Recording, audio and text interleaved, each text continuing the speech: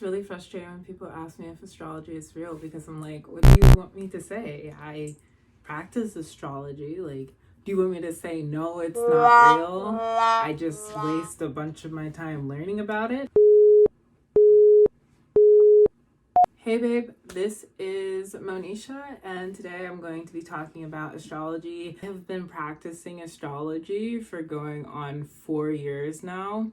I will be honest, since the COVID lockdown, I've had to approach astrology from a different perspective just because eventually my mental health started to struggle, and this is actually going to be a little note that I share with everyone. The minute you start to feel like your mental health is struggling when you're using tarot or palmistry or astrology or any of those metaphysical practices, my advice is to put it down and relax. There's nothing wrong with that. I do think that a lot of research would suggest, hey, these tools may not exactly work in the way that you think they work. They may not be all mystical and magical, and it's important, if you're starting to be stressed out while using these things, if they are starting to hurt you more than they are helping you, that you just put them down. And that's kind of a big part of what I had to do during this lockdown, and it was hard because I'm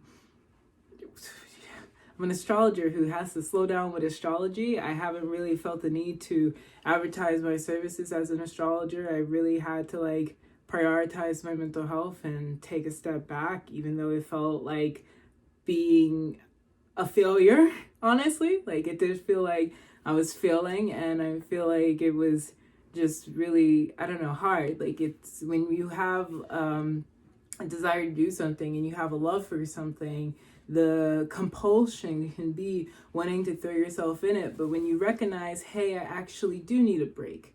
I can't do this right now. I need some space. I had to have a temporary break with astrology. Astrology is my girlfriend, and I had to be like, whoa, babe, you're hot, but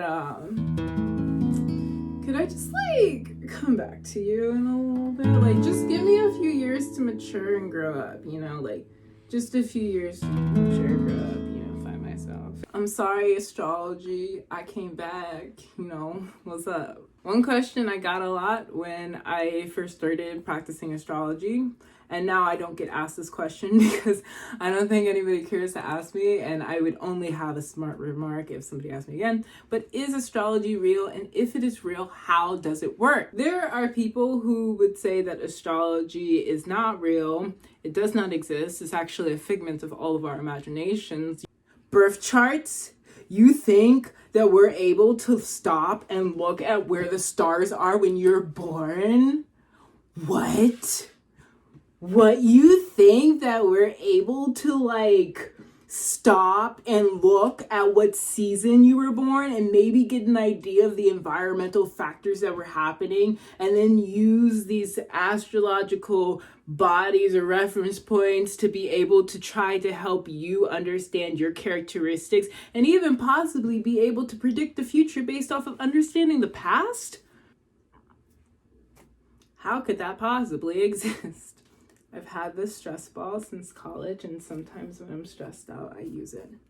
It's really nice. Stress balls are pretty cool. I wish that it could take away the continuous pain I feel right here and all throughout my joints. Sometimes I pull my joints, and I know that you're not supposed to do that. It only makes it worse, doesn't it? I need to stop doing that. I just need to sit with the stiffness in my hand. As an astrologer, I will go ahead and say, yes, astrology is real. Real just means that it exists in reality. And the last time I checked, a system in which people use to predict the future or help people understand characteristics or tell people about the characteristics about themselves, that exists. The question is not, is astrology real? The question is, does it work? Is astrology accurate? And I'm going to go ahead and say, I don't know. As long as none of my clients have been lying to me when they get readings from me, I guess so. I think maybe once I had someone be like, this doesn't resonate with me at all. And I was like, well, happens. This one makes me happy. This one is my favorite. I do believe that there is accuracy to astrology, and I think it really is dependent on how a person is using the tool. In my practice, and I think it's very important to understand, just like different people have different yoga practices, like there's yin yoga, there's hot yoga, there's all these different types of yoga. There's also different types of astrological practice. So maybe the question really is, okay, like, how is a person approaching it? I also do think that it's very difficult to disregard centuries of research. And I think that that would be very foolish of us. There have been times where I've wanted to be like, astrology's not real, because it hurts my brain to think about if it's real and if it's accurate and what the further implications of that would mean. But that doesn't dismiss the value that it has. I think to even ask the question, is astrology real, is to disregard the fact that this practice has existed for a very, very long time, longer than many people's countries have actually been in existence.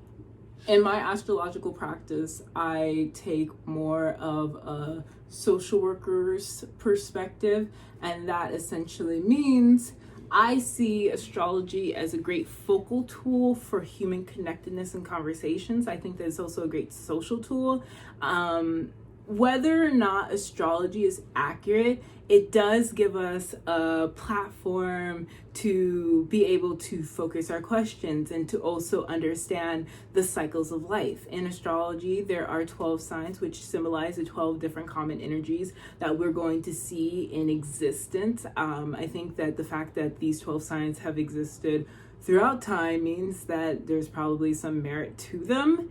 I do think, like, Aries being the first sign symbolizing the baby, the emergence, the spring of existence, at least in Western astrology, does give merit to, like, there are people in the world who have had to just spring into life, and a lot of the way they perceive themselves and perceive their existence is choosing to be the individual who's continuously going forward into the great unknown and charging and conquering so that they can be their best selves. Along with the 12 different zodiac signs, there are also 12 houses, and the houses are actually one of my favorite parts of astrology, because everybody can relate to the 12 houses. The first house is of self, so how we present ourselves to the world, the way we may adorn ourselves, the first impression we leave. The second house being our values, what we believe in. Sometimes we live life and develop values and we don't even think about what those values are. So even knowing that that focal point exists, I think it's a really great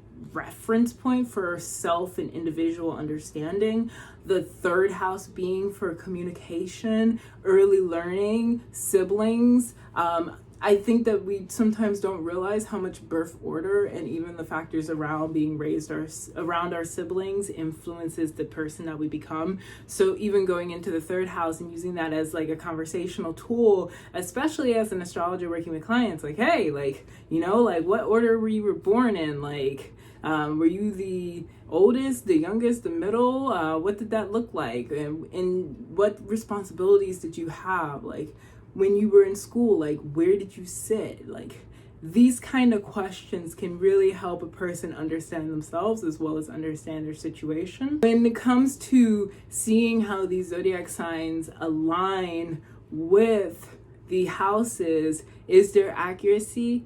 In the past, I've seen it. I've seen people like have like specific chart placements. I'll tell them about their selves and they're fine that it fits, and that could just be Barnum effect. For those who don't know, Barnum effect is basically when something is so vague that anything can just fit under the umbrella of it. People may all resonate with it. Like, I could say, you're a beautiful person and success is upon you. And that's so vague that a lot of people could be like, yes, I am beautiful and success is upon me. The other way that I've seen astrology work is there is some truth to it. Let's just say that you are born, I'll use myself as an example, I'm a Sagittarius. I was born in the mutable season of fall, which means I was born right before winter.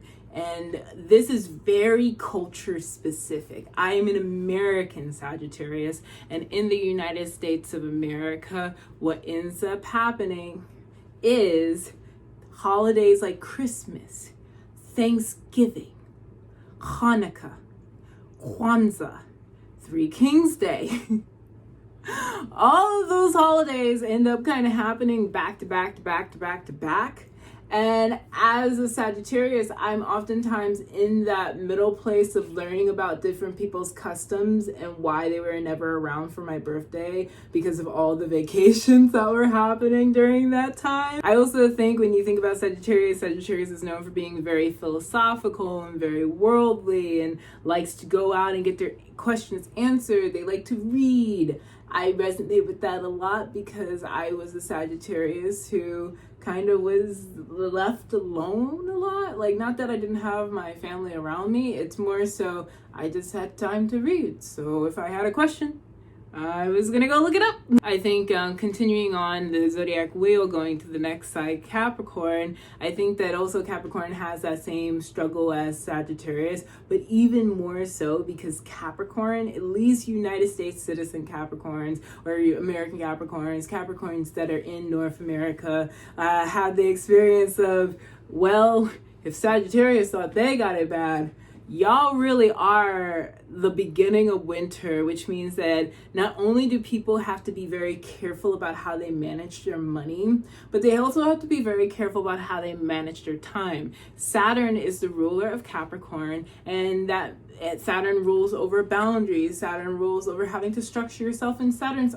also like related to time and being mindful of temporal forces. So what ends up happening for a lot of Capricorns is they may end up experiencing, well, there might not be enough money for you to do all the extra things you want, and you may have to share your birthday with other people because all these other holidays are coming up and we need to like spend gifts. So Capricorns, especially American Capricorns, can feel themselves being restricted and having to be very mature just because they may have to think about others. So when it does come around for them like actually gaining power and control over their lives, they like to go about being very structured and mindful about how they do that just because they are a little bit more realistic. I'm a crab. Crabby, crabby, crab. Crab, crab, crab. I'm crabby. If you don't think astrology is real, your mom's not real. Your dreams are not real. And if you're someone who's worried about the accuracy of astrology, you're smart. You're gonna go places. Good for you. You should be skeptical of things that you may not fully understand. That's called thinking and being careful, and I celebrate that. I hope that this video was very fun for people to watch. This is really mostly for giggles and laughs because we should all have a little bit of comedy in our lives, especially now that we're living through a plague. We're still living through a plague. The plague was supposed to get better and it looked like it was getting better, but then the plague got worse. Please heart this video if you liked it and leave a comment below if you have any questions. If you start asking questions, I'll start making videos answering them. I think that would be a lot more fun than actually, advertising my sessions, because like then I can answer questions for everybody and we could all get the answers and think about things. But if you would like to book a session, you can go to the snip feed link below and book a session with me. Please share this with someone who asks you questions like if astrology is real, and let them know that you're not going to answer that. And my suggestion to them is I'm not really going to answer that either. You should go to the library and read a book, get a library card, because what? Reading is fundamental.